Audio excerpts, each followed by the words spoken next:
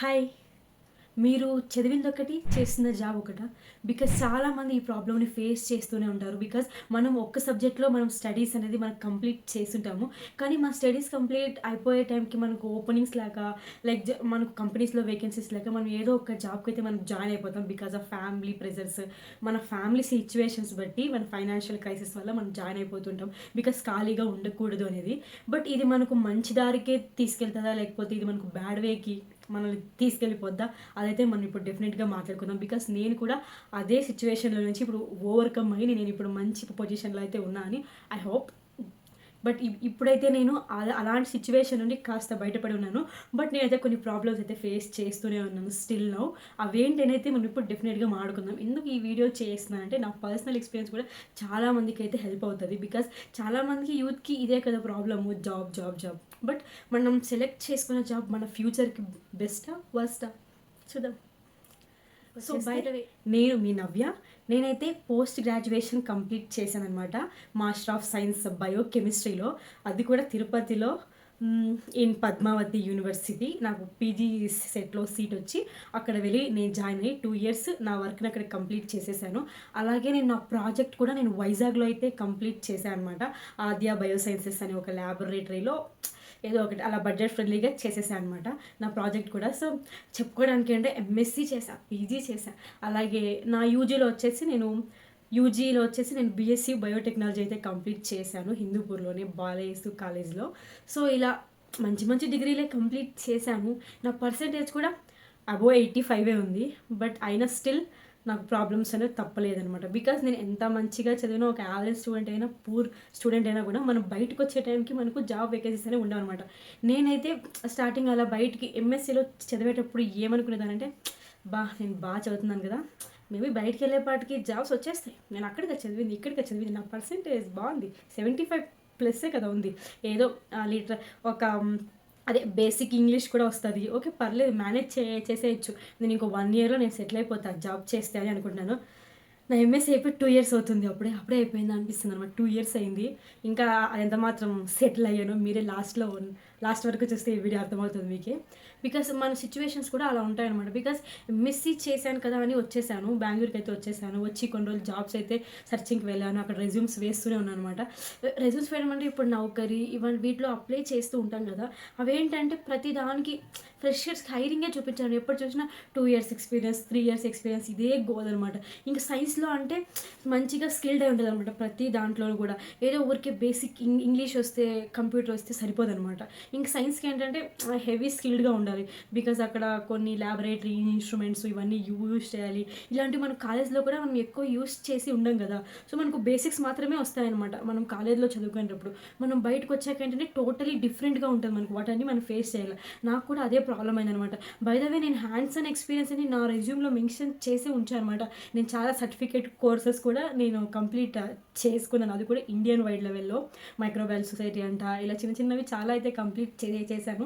వీటన్నిటి కూడా నా రెజ్యూమ్లో మెన్షన్ పెట్టాను. నా రెజ్యూమ్ చూసిన వెంటనే, నా పర్సంటేజ్ చూసిన వెంటనే చాలామంది అనేవాళ్ళు అనమాట, నీకు రాదు ఇంకా జాబ్, నీకు రాదని. రాదు, సిచ్యువేషన్ అలాంటిది. ఫస్ట్ ఆఫ్ ఆల్ వేకెన్సీస్ ఉంటేనే కదా. బట్ ఏమంటే జాబ్కి వెళ్దామా అని చూస్తే కొద్దిమందికి ఏంటంటే రెఫరెన్స్, ఇప్పుడు ఆ కంపెనీలో ఎవరికైనా రెఫరెన్స్ ఉంటే ఈజీగా వాళ్ళకి జాబ్ వచ్చేస్తుంది అనమాట. ఇది పెద్ద ప్రాబ్లం అయిపోయింది. ఇప్పుడు మన పక్కలో ఉన్న వాళ్ళకి వాళ్ళ రెఫరెన్స్ మీద ఏదో ఒక జాబ్కి వెళ్ళిపోయింటారు.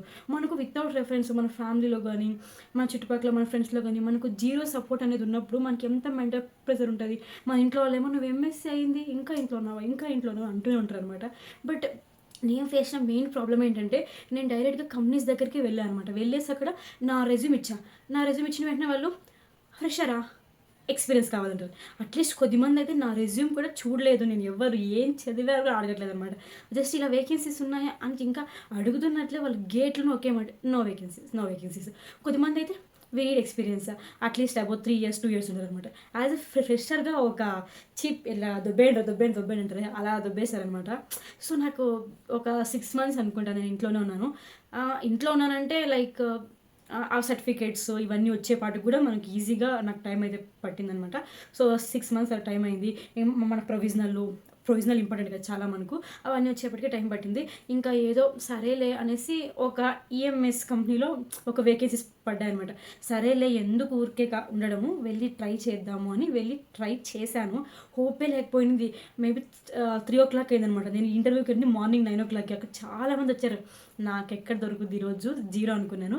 బట్ ఎందుకు నేను వెళ్ళలేదు. నా లక్ ఏంటో నాకు తెలీదు. నేను ఆ రోజు రిటర్న్ రాకుండా చూద్దాం, ఇంతసేపే ఉన్నాను కదా, కాసేపు ఉందాము, ఇంకాసేపు ఇగో ఒక 4 వరకు చూసి వెళ్ళిపోదాం అనుకున్నాను.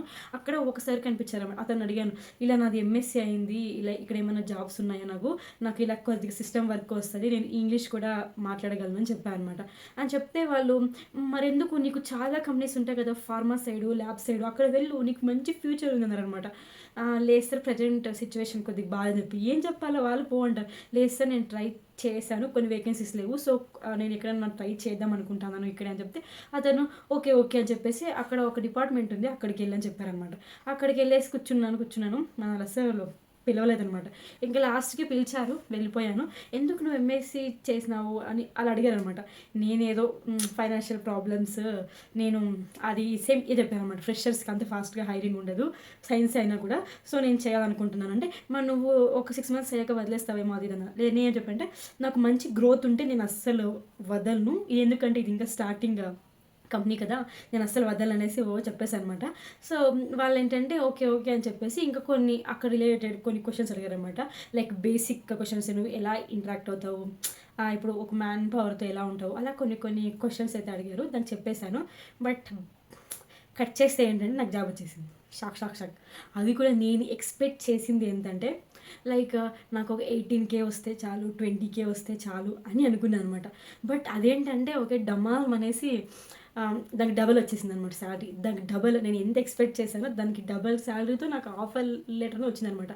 నేనైతే ఇంటికి వెళ్ళా. అప్పుడే నేను ప్రజెంట్ ఇక్కడ బెంగళూరులో ఉన్నాను కదా, అక్కడి నుంచి మా ఇంటికి వెళ్ళాను అనమాట. ఎప్పుడోలే వచ్చేది, వాళ్ళు వస్తే చెప్తారు కదా ఏమన్నా కాల్ వస్తుంది కదా అనేసి. అలా నైట్ మేబీ 11 అయిందేమో. ఆ టైంలో చూస్తూ ఉంటే నేను ఆ రోజు ఈవినింగ్ వెళ్ళా ఇంటికి. సాయంత్రం వెళ్ళి చెక్ చేస్తుంటే వచ్చేసింది. ప్యాకేజ్ చూసుకుని నాకే వచ్చిందా అని డౌట్ వచ్చింది అనమాట నాకు. బికాస్ మన టాలెంట్ అంతే కదా, బికాస్ మనకు చదివింది సైన్స్, వాళ్ళు హైయర్ చేస్తారో లేదో అనే భయము. బట్ నా కాన్ఫిడెన్స్ అవన్నీ వాళ్ళకి నచ్చాయేమో, చేసేసారనమాట. మళ్ళీ నేను అలా ప్రాసెస్ అంతా కంప్లీట్ చేసేసుకున్నాను. ఇంక సర్టిఫికేషన్ వెరిఫికేషన్ కంప్లీట్ అయిపోయింది. బై ద వే జాయిన్ కూడా అయిపోయాను. ఐడి ఇచ్చేసారు, పంచింగ్ అంతా అయిపోయిందంటే అంటే నాకు ఆఫర్ లెటర్ వచ్చినా కూడా నాకు అందరికీ చెప్పుకోవడానికి చాలా భయంగా ఉందన్నమాట. ఎందుకంటే నాకు అంతకుముందు 2 సైన్స్ జాబ్స్ ఏంటంటే టుమారో జాయిన్ అవ్వండి అని చెప్పి ఉన్నింటే వాళ్ళు ఫోన్స్ ఎత్తకుండా అలా అయితే చేసేసారనమాట. సో నాకు దానివల్ల ఆఫర్ లెటర్ వచ్చినా కూడా నేనైతే స్టక్ అయిపోయాను అనమాట. ఇప్పుడు చేయాలా వద్దా, చెప్పుకోవాలా వద్దా అనేసి. బట్ నేను ఏంటంటే కాస్త గ్యాప్ ఇచ్చి ఇంకా నేను జాయిన్ అయిన ఒక 1 week ఏమో నాకు ఇంకా ఓకే నేను ఇక్కడ చేయగలను అని అనిపిస్తున్నాక, మేబీ 1 week కాదు, ఒక 15 days అలా అయ్యాక చెప్పాను అనమాట అందరికీ. ఓన్లీ మా అమ్మ మా నాన్నకి, ఒక నాకు క్లోజ్ ఎవరైతే ఉంటారో ఒక 4-5 members కలిసి చెప్పుకున్నాను. నేను స్టేటస్ కూడా పెట్టట్లేదు అనమాట. ఎవరికైనా కానీ జాబ్ వస్తే మంచి ప్యాకేజ్తో వస్తే ఫాస్ట్గా స్టేటస్ అలా పెట్టేసుకుంటాము. బట్ నాకేంటంటే నాకు భయం వేసింది, బికాస్ ఆ పెయిన్ అనమాట, జాబ్ లేకుంటే పెయిన్ అది. బట్ నేను జాయిన్ అయ్యాను, మంచి ప్యాకేజ్, అప్పుడు హ్యాపీగానే ఉన్నాను అనమాట. ఒక 5 months 6 months అయిన వెంటనే ప్రతి ఒక్కరు అనే ఒకేమంట, ఏంటి నువ్వు చదివింది ఒకటి, జాబ్ చేస్తుంది ఒకటి, అయినా నువ్వు ఎంఎస్సీ కదా, ఈఎంఎస్కి ఎంఎస్సీకి ఏంటి సంబంధం, అక్కడ ఎందుకు వెళ్ళావు, నీకు మంచి ఫ్యూచర్ ఉంది. ఫ్యూచర్ నా ఫ్యూచర్కి పెద్ద బొక్కే పెట్టారు అనమాట. ఎందుకంటే రిలేటివ్స్ అంతే, మన చుట్టుపక్కల ఉన్న వాళ్ళు అంతే, ప్రతి ఒక్కరు అదే మాట అనమాట. సో నాకు ఆ ప్రెజర్ చాలా ఎక్కువైపోయింది. చాలా అది వేరే, మనం డిఫరెంట్ ఫీల్డ్ కదా, మనం చాలా కష్టపడదు అనమాట. నేనైతే చాలా కష్టపడి ఒక మంచి పొజిషన్కి కూడా వచ్చాను. చెప్పాలంటే మేబీ అది ప్రమోషన్ టైం కూడా, ఆల్మోస్ట్ నేను ప్రమోషన్ కూడా రీచ్ అయ్యాని చెప్పారనమాట. నేను బయటకు వచ్చేసాక, ఆ కంపెనీ నుంచి నేను బయటకు వచ్చేసాను ఒక 6 months తర్వాత, because of this much of pressure అనమాట నాకు. నువ్వు చదివింది ఒకటి, చేసింది ఒకటి, ఆ కంపెనీ అలా అంట, ఆ కంపెనీ ఇలా అంట, నువ్వు ఎందుకు వెళ్ళావు, అసలు నీకున్న టాలెంట్కి నీకు లక్షలు వస్తుంది అనేది చెప్పారనమాట. బట్ నేను కూడా బిలీవ్ చేయలేదు అనమాట. కానీ నేను ఒకటే మాట, అంత చదివించాం, నీకు ఇన్ని డబ్బులు ఖర్చు పెట్టాం, మా పేరెంట్స్ కన్నా మా పేరెంట్స్కి ఏంటంటే బయట వాళ్ళ ప్రెజర్ చాలా ఎక్కువైపోయింది అనమాట. సో ఇలా సమ్ సిచ్యువేషన్స్ నాకు కూడా అనిపించేది అనమాట. ఎప్పుడైనా కంపెనీలో నాకు చాలా ప్రెజర్ అయిపోతే నేను అనుకునేదాన్ని, మేబీ నేను నా ఫీల్డ్కి వెళ్ళింటే ఇంత ప్రెజర్ నేను భరించేదాన్ని కాదేమో, నేను చాలా హ్యాపీగా ఉంటానేమో అనేసి. కానీ అదేమైందేమో తెలియదు. నాకు చాలా లగ్జరియస్గా చెప్పాలంటే, నాకు లిటరలీ నాకు అన్ని కంఫర్ట్స్ ఉండేవి అక్కడ. బట్ నేను ఎప్పుడైతే ఇలా అందరూ మాట్లాడి నేను ఏం చేశానంటే, నా దరిద్రానికి విత్ ఇన్ 1 dayలో అదే ఫాస్ట్‌గా డెసిషన్ ఎప్పుడు తీసుకోకూడదని చెప్తారు కదా! అది నేను మంచికి తీసుకున్నానో, చెడుకి తీసుకున్నానో నాకు తెలీదు. వితిన్ 1 డేలోనే నేను ఫాస్ట్‌గా సంథింగ్ అప్పుడు మా మమ్మీకి కూడా హెల్త్ బాలేకునింది. నాకు కూడా చాలా నేను సిక్ అయిపోయేదాన్ని. ఆ కంపెనీలో నాకేంటంటే ఎక్కువగా షిఫ్ట్స్ ఉండేవనమాట. సో, వీటి వల్ల నేను వితిన్ 1 డేలోనే ఫిక్స్ అయిపోయి ఒక ఇంటర్వ్యూకెళ్ళా అనమాట. వితిన్ 1 డేలోనే నేను ఫిక్స్ అయిపోయి ఒక ఇంటర్వ్యూకెళ్ళిపోయాను. అక్కడ వెళ్ళిన వెంటనే నాకు సెలెక్ట్ అయిపోయాను అక్కడ కూడా. కానీ నేను అంతకుముందు చాలా ట్రై చేశాను అనమాట. బట్ ఇక్కడ వచ్చిన ఇదేంటంటే నేను ఈఎంఎస్‌లో డబుల్ సాలరీ ఎత్తుకున్నాను కదా! నా ఎక్స్‌పెక్ట్ చేయని దానికి.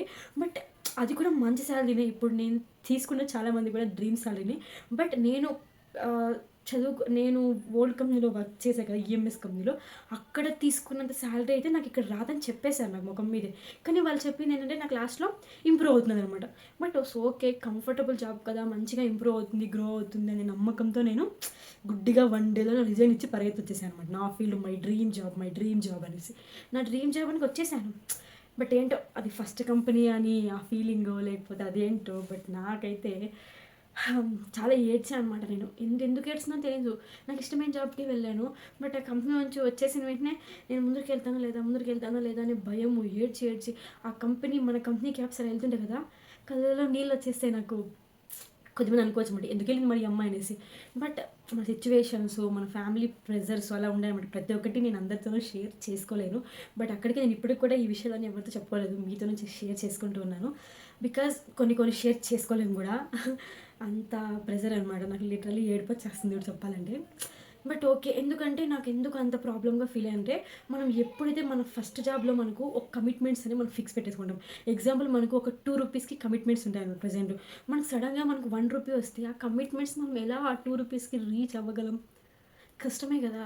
ఇప్పుడు మనకు 5 రూపీస్ కమిట్మెంట్స్ వచ్చేసి నీకొచ్చే సాలరీ 2 రూపీస్ అయితే నువ్వెట్లా అసలు బ్యాలెన్స్ చేయలేమనమాట.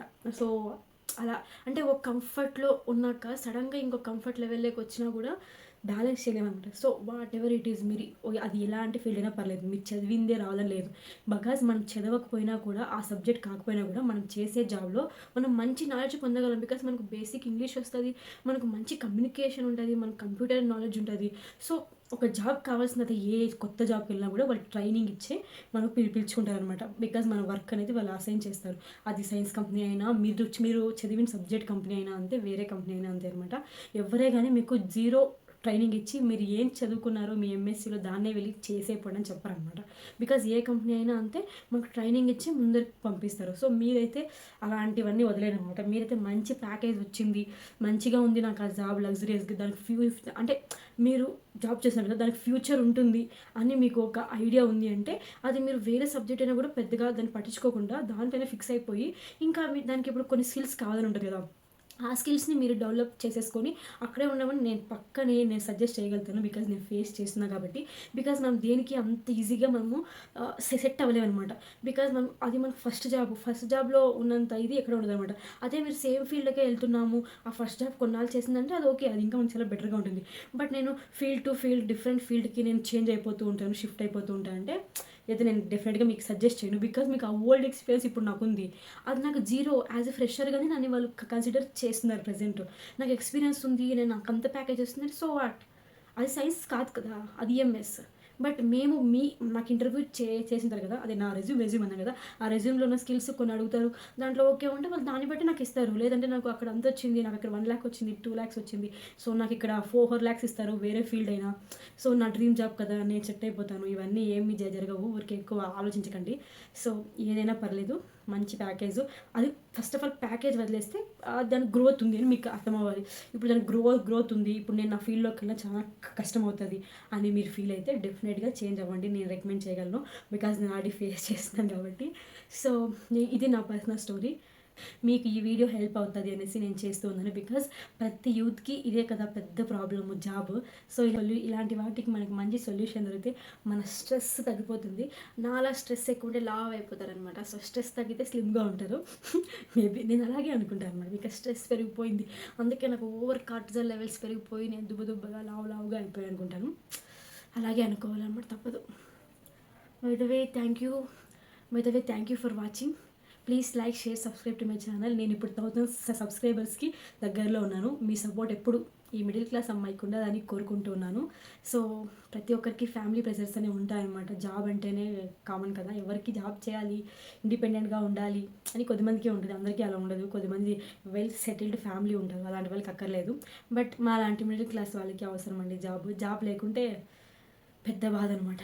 ఒక 3 డేస్ ఏమన్నా ఒక మంత్లో హాలిడే వేసామంటే ఆ అమౌంట్ కట్ అవుద్ది, దాన్ని ఎలా బ్యాలెన్స్ చేయాలరా అని తనకలాడుతుంది అనమాట నా బ్రెయిన్.